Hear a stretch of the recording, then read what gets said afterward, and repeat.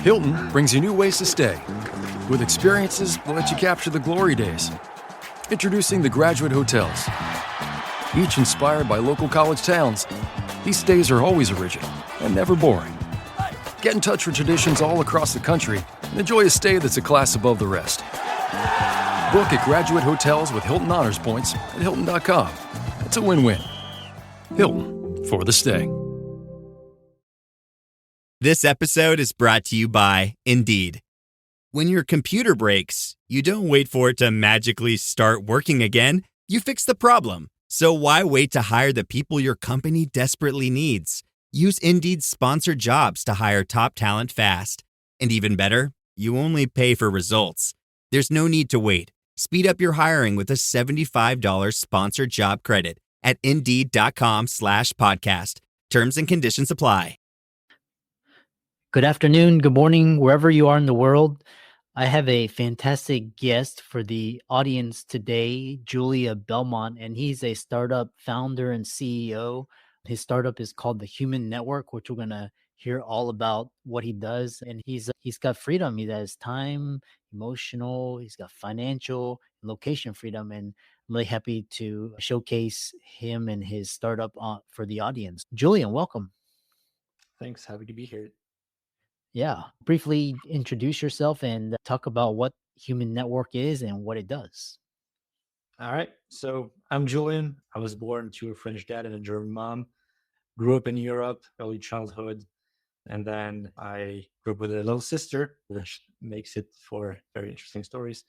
Moved out of the house in my second year of college, moved to New York, studied at St. John's University, then moved to Tokyo, where I had the pleasure to live the 2011 big earthquake and all that Fukushima stuff. That was kind of a very good experience, so to speak. Before that, in my first year of college, which I failed, I created my first startup at 19, which was a great learning experience, but maybe we'll cover that a bit later. After Japan, took a year off, and I had to finish my master's, and that brought me to China for 8 years. I lived over there, did some different startups, joined different projects because they were pretty fun, and in various industries, mostly not related. Moved back to the States, COVID hit, and that's where I lost pretty much everything. It wasn't the first time I lost everything, so that was kind of like, I was accustomed to it, but this was a pretty bigger hit. Moved back to Europe, where I'm now, and had to kind of start from scratch. Took on woodworking for a year to kind of breathe and let me think about what I should be doing. And that's when life, the Human Network, started to germ into my mind. And that kind of came from seeing in the States a lot of people not having access to medical insurance because of the system, of how the system is built. And when COVID hit, you could really see that happening. A lot of people were in distress, and it was a very difficult time for a lot of people. And since I had nothing to do and I had to start everything from scratch, I thought, okay, what would be a worthy cause for me to tackle, sink in all my experience I have over the years, and do something worthy that I could be doing for a long time. And that's kind of like how it started. Like, how can I make an impact? How can a business make an impact and be a business at the same time? And so the biggest problems of our lives, there are a ton of problems in the world, but one problem we use daily is social media. They've been around for a long time. We are all using them, pretty much all of us, on a regular basis. But the system is flawed, and so we are changing things. And that's like how it started, and it's going to be released on April the 9th on the App Store. And it's going to change things. Happy to talk about it. If you have more questions about it, I'll be happy to indulge you. Yeah, really. Yeah, I've got a lot of questions. Your startup, your founder, your journey. It's always great to first, the Human Network, what it is, why people searching for a solution to their problem or pain point or aspiration, what need does it address? Okay, so social media has created a host of different problems that maybe you see it as a content creator, podcaster.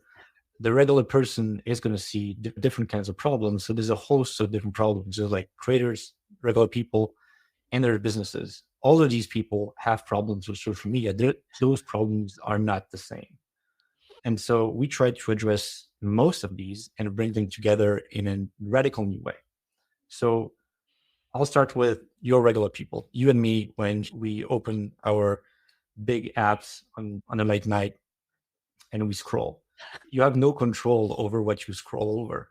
You're fed an algorithm from an algorithm, and you're fed content you have no control over. So one of the things that we're going to do is we're going to bring back control to what your new experience is. So you're going to be able to be a master of your own algorithm, which is going to be a tremendous change on how people consume content. You'll be able to select the type of content you want to see, the categories of content you want to see, the quantity of things you want to see, essentially telling the algorithm what you want, and it will obey you instead of pushing things based on your likes and your interactions with things. That's one thing. Second thing is, for content creators, there's a lot of burnout happening because they have to create and churn ideas and constantly post, because that's the name of the game. Because the moment you stop, your reach drops and you have to start from scratch. And so the idea is that's burnout, and the rate of burnouts are massive and super, super high, and it's only getting worse. And so we thought, okay, why not take care of everything that creates the burnout feeling and solve that for these people, because that's what they want to do. That's their livelihood. And so the system and life, the network, will solve these pain points and will allow them to get in touch with businesses, get their sponsorship deals, get their brand deals, get a better audience fit because of that algorithm tweaking that people are going to be doing themselves. Your content will be seen by people that are really genuinely interested in your stuff. Then there is the monetization aspect. I don't know if you make a lot on your podcast with the views and all that stuff, but the system today is capped. So all these big platforms have a fund, some call it the creator fund, and that fund is limited. So they put a certain amount of money in it, and then creators share that pot. But the more creators are coming into that pot, the smaller your share becomes. Therefore, on a crowded industry, everybody wants to be a content creator because everybody wants to be Mr. Beast. The problem is with that system that it's not sustainable. And so what we're doing is we're taking 40% of our ad revenue and we give it to content creators.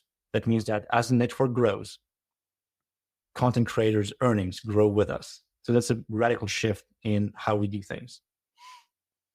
Now, for businesses, they use social media to find their customers and sell. That's pretty much why a business would be using social media, essentially. I take some shortcuts. Problem is, social media is very complex. If you're a small business owner, if you're a pizza shop, you don't know how to make a viral video. You don't know how to get in touch with a content creator. There's a lot of things you don't know how to do because it's a bit overwhelming. And what you do in that case, if you're a pizza shop, you will go to a digital media agency. That digital media agency is going to take a lot of money from you to put you in touch with some people, some creators. But those are not going to be your ideal prospects that you want to work with because they only work with a certain subset. And so this is very costly. It's quite inefficient. And so we're going to put that in the network and have businesses be put in touch with creators, with the right people at a fraction of the cost and in a much more efficient way. We tie all of that with sales happening within the network. So you don't have to create an external website. You don't have to get people from one app to a website to get you all the credit card information, all that. Everything's going to be streamlined. And that's kind of like how the big pain points that we solve. Now, there's one thing on top that we wanted to do, and that's not a problem. It's more of a philosophy. And this is what we call the Life Fund. So the Life Fund is basically us running ads that are going to be donated into a fund, and people are going to be choosing where that money goes.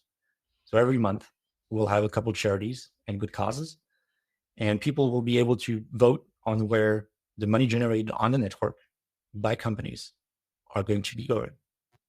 To give you an example, if TikTok was using our business model last year, they would have given away $1.3 billion to charities in the US only. So that's what we do. This episode is brought to you by Walmart. New beauty is in bloom at Walmart, and it's all about springtime radiance. From Drybar, Tula Skincare, and hundreds more available online, Walmart has the premium brands you want and this season's on-trend products for flawless, glossy hair and hydrated skin. Big name beauty brands? Check. The things you love? Check. Find trending spring beauty and all you need to look and feel gorgeous at Walmart, on app and online. That's your money saying it's time for a McDonald's run. Because with new McValue at McDonald's, you get more than you expect. Like buy a 6-piece McNuggets and add a McChicken for just $1. Your money says let's go. Get more than you expect with new McValue. Prices and participation may vary. Valid for item of equal or lesser value. Yeah, excellent. Yeah. And the other question, it's an interesting, and always love hearing like new ideas. And it sounds like it sounds like your whole career revolves around startups, and it's a lot of, some of the audience, they're just accustomed to this like 9 to 5, go to school, get a job, etc. But so talk about just the startup and life, and what compels you about the startup world as opposed to pursuing a traditional path. So I guess I'll share my point of view on that, right? But this is different for everybody. I just want to say that first. For me, my late godfather was an entrepreneur, and my dad was a corporate guy. They went in the same field of business, which was hotel business. They went to school together, and one went the other way, one went the other. And so I grew up seeing both. And I saw one doing crazy hours, my dad, out of the house at 6, back at 11, pretty much every day.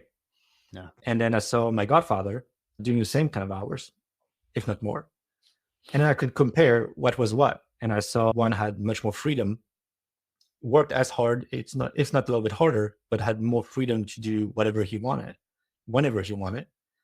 And I saw my dad, corporate, great success, built his career from being like nobody to a good managerial position. And I thought, okay, which way appeals the most? And I think that kind of shaped me into thinking entrepreneurship. I think entrepreneurship is my way. And I started experimenting with this when I was 15, and I started to sell some MP3 players back on eBay, and I don't know, when the first were USB sticks, so like a long time ago. Makes me very old. Anyway, I assume you're I'm still a millennial. I'm 36, so I'm not that old. But it gave me a taste of entrepreneurship. And then the startup, to your question, I always wanted to get into that because like I did my Steve Jobs, and what he did was fascinating. In the first year of college, we tried it, and it was a great experience. I was pursuing a master's in business and entrepreneurship. In 6 months of doing this stuff, like I learned so much, because you have to learn things on your own. You have to learn accounting, marketing, like everything you would learn in business school. It's a crash course on just do your stuff, otherwise you die. And then one of my co-founders betrayed us, and that kind of like crashed everything. We had to sell. Anyway, it was a great learning experience. It's hard, obviously. And then I was like, okay, maybe this isn't for me after all. And then I finished my studies. I earthquake in Tokyo, went back to France to finish my master's. But I took gap year, and at a gap year, I worked for HSBC in private banking for 6 months. Super corporate. So like the total opposite of what I always wanted to do. And so I got to experience in a short amount of time, fair enough, those two worlds. And I was miserable. I was genuinely miserable at that job in front of my computer. Not that I'm not in front of a computer. I'm spending my whole life in front of a computer, but working for somebody else in this like big environment with all these rules and office politics. And it just wasn't for me. And I have this talk with a lot of my friends, because most of my friends are not entrepreneurs. They're pursuing careers, and they're really happy. And I think down the line, at the end of the day, this is what is important, right? What do you feel? Do you feel happy in your career? Do you feel happy with the path you chose? Or do you feel happy being miserable and eating chicken and rice and not knowing your future, which is like my path I'm taking now. It's really who you are. And I think like it's instinctive and you can feel it, whether you are one or the other. That's kind of what I believe. I'm not, it's not science. I'm not saying this as like this is the truth, but that's like what I feel. Interesting. Yeah. Yeah, because there's always this path. Do you go the traditional route, or do you become an entrepreneur? And it's always a tough decision. Yeah, I remember those days when you had to ask for like vacation, or you had to even ask like to go to the restroom, which is ridiculous. Just but one thing is talking about is, do you think in terms of entrepreneur, because now we've got huge major disruptive forces. The internet took out a lot of just like traditional ways of thinking. COVID, but now it's like the iPhone, social media, cloud. Now we got AI, robotics, and this idea, this like kind of this traditional idea of go to school, get into debt, learn a trade or profession, get hired by a company, work 60 years, retire. That doesn't really work for a lot of people now. So do you think a lot of people are going to be forced to learn entrepreneurship? And do you think, for example, colleges and education is going to just not be relevant anymore because people can go onto YouTube and podcasts and you can ask ChatGPT anything and they can explain it to you very well, better than any teacher or professor? Chris, that's a very hard question. That's a very difficult question. And a lot of people have opinions on this. Some will say college is useless because of everything you said.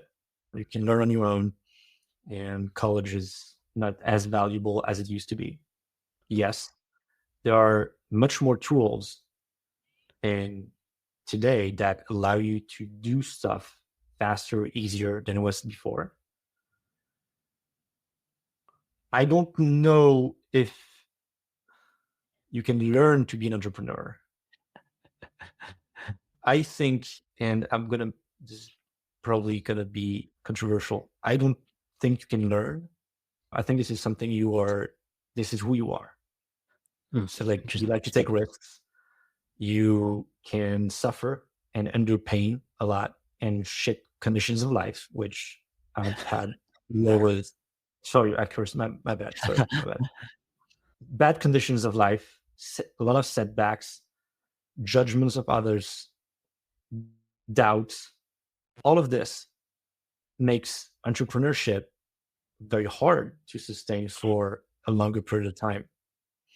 Now, if you're equipped to deal with that and you accept it, you embrace it, and this is who you are and you're happy this way, then yeah, you got so many opportunities to do things. You got GPT, you got all the resources like Udemy, all these like online courses you can take. And if you need knowledge, you can do YouTube and learn stuff. I learned woodwork, for God's sakes. I learned woodworking in a year on YouTube. Like I picked up YouTube, I bought some tools and I learned how to make tables and chairs and stuff, like, because I liked it. I was interested in it. So that powers your will, right? If you're interested in something, you're going to learn fast because you have the will and your mood is there.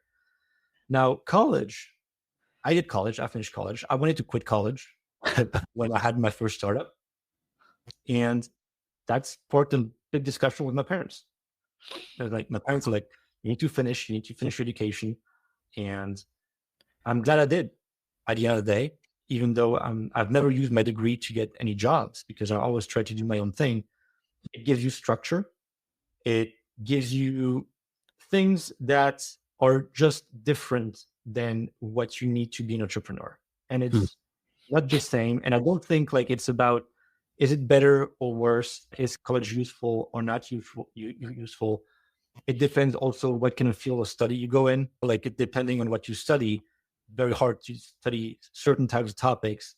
And it's also the people you meet. And this is something that's often very overlooked. When you are an entrepreneur, you rely on your own, you're by yourself, you're miserable, and it's very difficult. If you're in college, you get to meet a lot of people, you get to expand your opinions, you get to debates, you get to do other things that you can't necessarily do if you're by yourself in your room doing YouTube. And this is very valuable. So to give you an example, if I'd quit college, I would have never gone to New York. I would have never gone to Japan. I would have never gone to China, and did everything I did because I had a program. I was lucky enough to have a program that allowed me to visit different universities. And that's a great experience. Now, what I learned as the curriculum and stuff like that, I'm sure there is structure I'm using every day. I don't even realize it, but that's a tough question. And college is not for everybody. You can also learn a trade. You don't need to be an entrepreneur. You can learn a trade, which is also something different. There's a lot of entrepreneurship involved with this as well. So it's very personal. I think it's a very personal decision at the end of the day, whether you want to go into college. The debt thing, that's something else that's very American. For example, in France, you can go to college for free. Yeah. And that thing, we have some pretty good ones. And fair enough, it's a specific system. But if we're talking about the US, it's true that financial burden is something to consider. And the promise of college was always go to college. And once you're done, you're out, you have a good job, and you can build from there, build yourself up, and be financially free and get there. And somehow that got eroded a little bit from what I understand. And maybe that promise should be rekindled and something should be looked at. But I don't know how to answer your question, college or entrepreneurship. That's a really tough nut to crack. Yeah. Yeah. We have around 5 minutes. And so just end it out, because entrepreneurship is all about risk. And what was really interesting is you're either miserable as an entrepreneur, you're either like poor and broke, but you have your freedom. You can pursue whatever you want, or you're stuck in a corporate job that you hate and you have no control. So that's very black and white, Chris. Yeah. So it's choose your own. But and so how do you what mindset would help you to manage risk? And then finally, how can people find you and learn more from you and connect with you? So risk, again, I think risk at the end of the day is what you're willing to sacrifice. I have a lot of friends that are not willing to sacrifice certain aspects of their lives, and that's totally fine. It's their choice, and I'm not judging it. That's the way they want. I was willing to sacrifice a bunch of stuff. That's just who one is. It's a trade-off. I don't have a family right now, so I can afford to do that. If I had 2 kids, would I be doing the same choices? Maybe not. So your life also has an impact on that choice. And that is something to consider. It's easier to start when you're young and you don't have that big responsibilities as family, kids, wife. So that's, in a way, I'm fortunate to be able to do the sacrifices, because I wouldn't want to be in a place where I'm at and eat glass and smile if I had 2 kids, because I would want my kids to have the best. And so I would probably bite the bullet and go take a job and take care of my family. But circumstances are that, and if you go down the path of entrepreneurship, I think I won't say anything groundbreaking here, but everybody suffers. You can have success, but you will definitely have failures. And I think it's just part of the deal. And I'm saying that, and at the same time, you can have failures in your corporate job as well. You can be demoted, you can be fired. There's a lot of things that can happen. It's not like us entrepreneurs who have a miserable life most of the time. It's not true, because we're still happy, even though we're a bit miserable. But I think most of us are happy to do what we do. Yeah, so that's kind of my 2 cents on it. Again, just my experience. And to connect with me, all my social media handles are Julien Belmont 1, wherever you look. So it makes it pretty easy. Excellent. Thanks so much for coming on, and a really interesting discussion. And I know best of luck with the Human Network and your app and your startup, and keep up the great work. Thank you, Chris.